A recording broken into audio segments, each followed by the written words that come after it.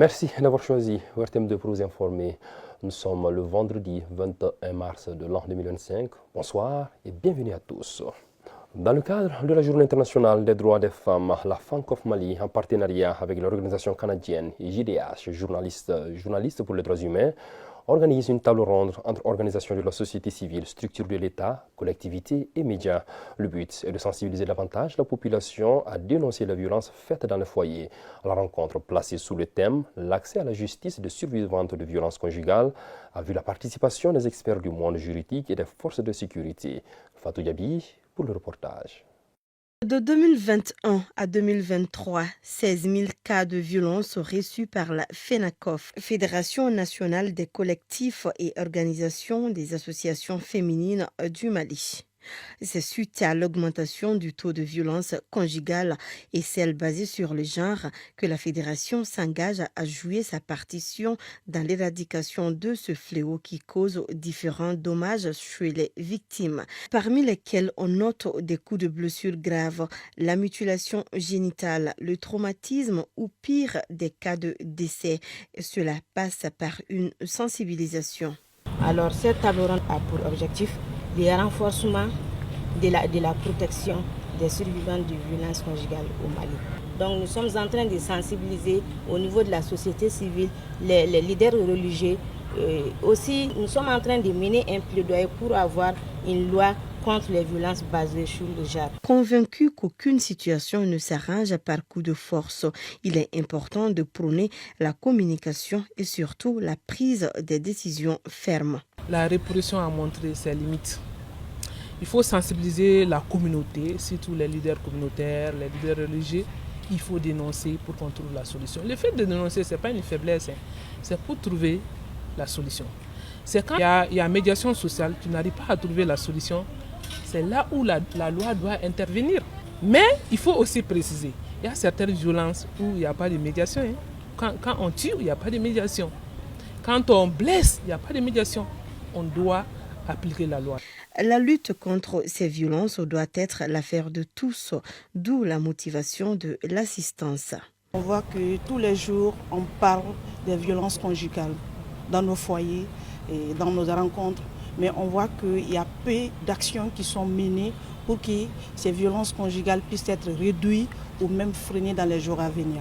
Pour pallier à ces problèmes-là, donc tout le monde doit être en mesure de comprendre les conséquences de ces violences basées sur le genre. Justice et réparation pour briser le silence et le cycle de la violation à l'égard des femmes et filles, un slogan qui, pour participants et organisations, doit être une lutte de tous les jours. Restons dans la mouvance du 8 mars pour aller à la découverte de Mme Djiré Mariam Diallo, maire de la commune 3. Elle est actuellement la seule femme maire d'une commune urbaine, une fonction qu'elle combine avec beaucoup de promptitude avec sa vie de femme au foyer. Aïsta Traoré est allée à sa rencontre pour nous dresser son portrait, mais aussi nous parler des réalités de la mairie de la commune 3. Suivons son parcours. Elle est reconnue pour sa gestion rigoureuse et son leadership. Il s'agit bien de Mme Djiré Mariam Diallo, maire de la commune 3. Née le 5 novembre 1952 à Bamako, elle est enseignante de formation. Enseignante d'économie familiale dans les lycées, elle a occupé divers postes d'adjointe au maire de la commune 3 de Bamako avant de devenir maire en 2016. La politique est venue par effraction dans sa vie, selon ses mots. Je suis arrivé en politique à la faveur de la révolution de 1991. J'ai adhéré à un parti politique. Il y a eu les premières élections et après, en 1998, une autre élection communale où j'étais sur la liste de mon parti. J'ai été élu, chargé des questions économiques et financières, donc deuxième adjointe au maire, ensuite quatrième adjointe, chargé des affaires sociales, de la santé, des affaires religieuses, et après, troisième adjointe au maire. Toujours des questions de santé sociale, affaires religieuses. En 2016, j'ai été élu maire. Depuis son élection, Mme Djiré s'est retrouvée confrontée à des difficultés qu'elle a su relever. Sur le plan de la gestion financière, on avait des problèmes.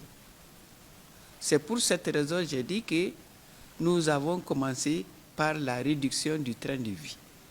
C'est ce qui nous a permis d'éponger les arriérés d'électricité, de régulariser les salaires, de payer les primes qui étaient en souffrance. L'équipe a travaillé pour améliorer les conditions de travail par le matériel qu'on a payé, les ordinateurs, les chaises, pour mettre le personnel dans des conditions idoines de travail. Après, nous nous sommes tournés vers les investissements et nous avons construit la salle que vous avez à côté, la salle de délibération. La gestion foncière, on ne peut passer sous silence cette gestion. Nous avons convenu de faire la lumière sur cette gestion avant de s'y engager, ce qui n'a pas été du goût de tous les acteurs. Madame Djiré est une femme battante, dévouée pour la cause de sa commune et voire de la nation. C'est pourquoi elle compte avec l'aide de son équipe relever d'autres défis. Il y a les formations et les défis, on va continuer à renforcer les acquis, à travailler. Il y a la construction de bâtiments, un nouveau bâtiment avec beaucoup de bureaux pour le personnel. Au niveau des centres secondaires d'état civil, également, il y a des travaux en cours.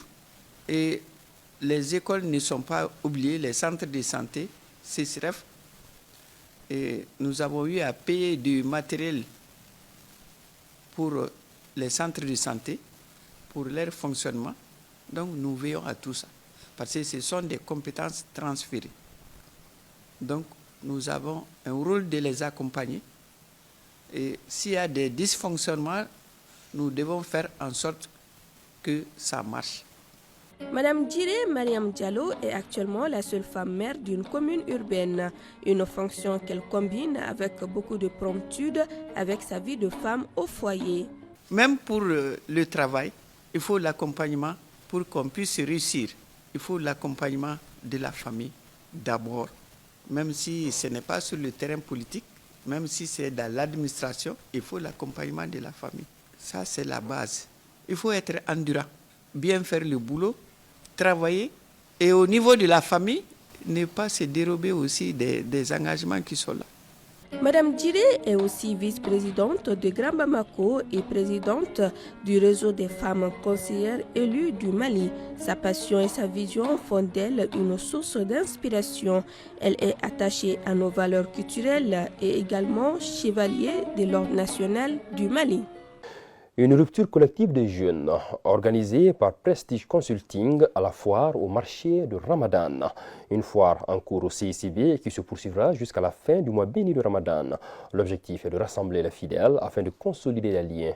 Plusieurs personnalités ont pris part à cette première édition de rupture collective et c'était en présence pour Wartem 2 de Mohamed Konaté.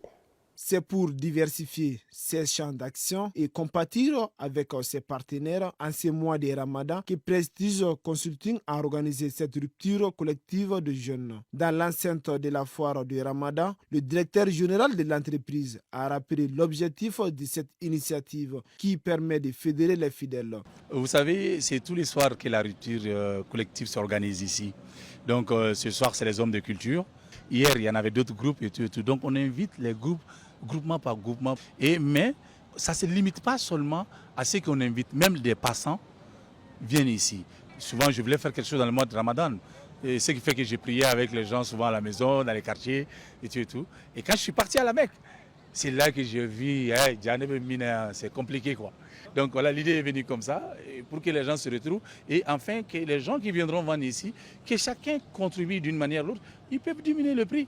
Dans la foire Ramadan, au lieu d'acheter des choses à 100 francs dehors, tu peux acheter ici à 90 francs, tu as 10 francs de réduction. Et tu coupes le jus gratuitement et tout.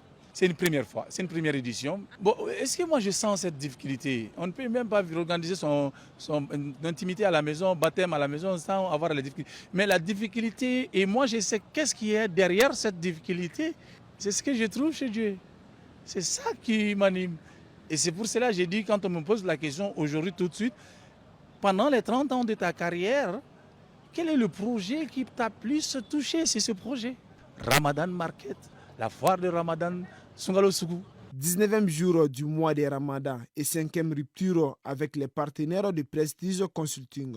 Les acteurs culturels étaient les invités du jour, histoire de partager et de communier entre professionnels de l'événementiel. Les impressions sont très bonnes. Toutes les fêtières du Mali, les fêtières culturelles étaient là. C'est une belle initiative à saluer. On vient de rompre notre jeûne tout à l'heure autour des plats. On a communié ensemble, on a fait des bénédictions pour notre beau pays, le Mali, afin que la paix et la cohésion sociale puissent être consolidées dans notre pays.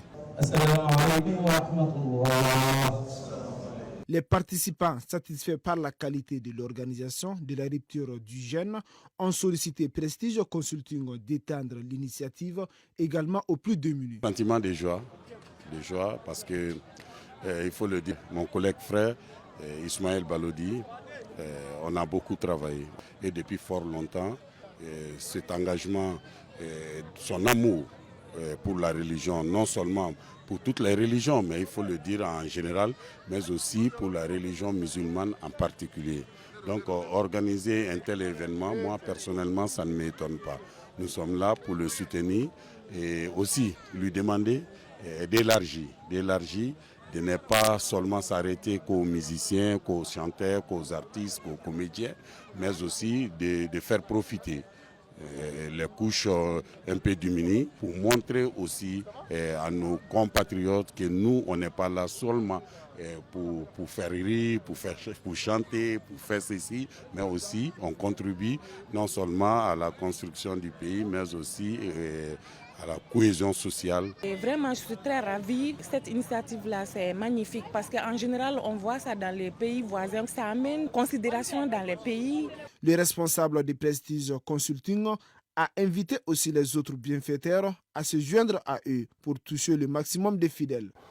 Toujours dans le même volet, l'association Malik Tilek Croix a organisé une cérémonie de rupture de jeûne, symbole de communion et de solidarité. C'était à Nyamana, Chikoro. Abisso était présente pour RTM2. Le mois de Ramadan est une période de communion, de partage et de solidarité. C'est dans cet esprit que l'association Malik Tilek Croix a organisé, en commune 6 du district de Bamako, une cérémonie de rupture collective du jeûne.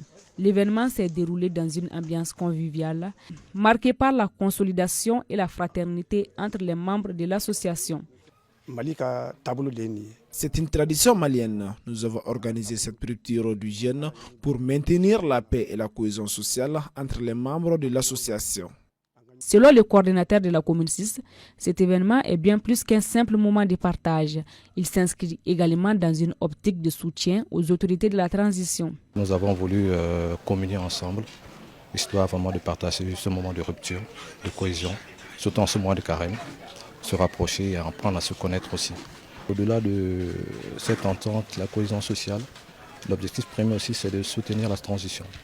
Donc c'est vrai que nous sommes dans cet élan-là, soutenir la transition, et au-delà de ça maintenant, véhiculer des messages de sensibilisation, des messages de cohésion, de vivre ensemble. La cérémonie s'est clôturée par une prière collective, un moment fort de recueillement qui symbolise l'unité et la paix, valeurs qui ont marqué toute la rencontre.